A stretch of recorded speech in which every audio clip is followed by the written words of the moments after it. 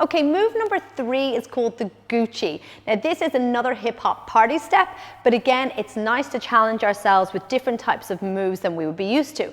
So the important thing to remember is that whenever we do our hip hop grooves like in the 8-10, is that we keep our body low to the ground. If you're up here trying to do like the 8-10, it's going to feel really awkward.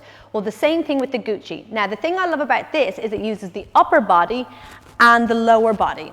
And you're jumping from 2 feet to 2 feet this time, but you're working to keep the feet together. So let's just take the footwork first, and all you're doing is getting your 2 feet to jump to the side, and then the other way, side, side. Now what I want you to observe is how my body breathes with the move. So I'm not keeping my body stationary and just going plonk, plonk. I'm giving my body a little bit of a repercussion of a breathe, bounce, bounce. So just check up my torso first, bounce, bounce. You can see a little shoulder action. Now check my lower half, bounce, bounce. A little bit of a knee action to get you sideways.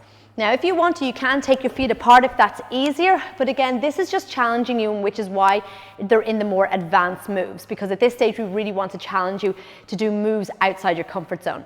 Now the arms start off with a little shoulder groove, so I like to think of it like a little bit of a figure of 8. So figure of 8s, like the infinity sign, feature a lot in the brain gym syllabus. So I like to find ways that I can incorporate that into my body. So I'm just doing a little bit of a shoulder groove and a shoulder groove. And then if you keep your arms up in like what we call a boxer's block, then I don't do any boxing, so don't quote me on that. So you can just see how your shoulders move your arms. If I keep my shoulders still, my arms will look like this.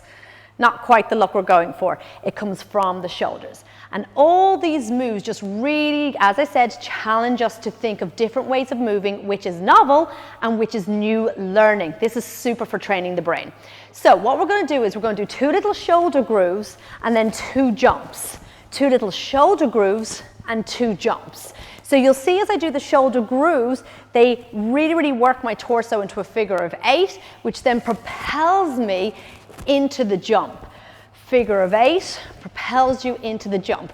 So I think this is so great for really finding ways of moving your body that you wouldn't normally move. And that I feel just really expands you and stretches you out of your comfort zone for moves you would just be normally used to doing. So the rhythm's going to go groove, groove, bounce, bounce, groove, groove, bounce, bounce, groove, groove, bounce, bounce, groove, groove, bounce, bounce. Now I want you to try it with me 4 times through. Ready, and groove, groove, bounce, bounce, groove, groove, bounce, bounce, groove, groove, bounce, bounce, groove, groove, bounce, bounce. And that's the Gucci.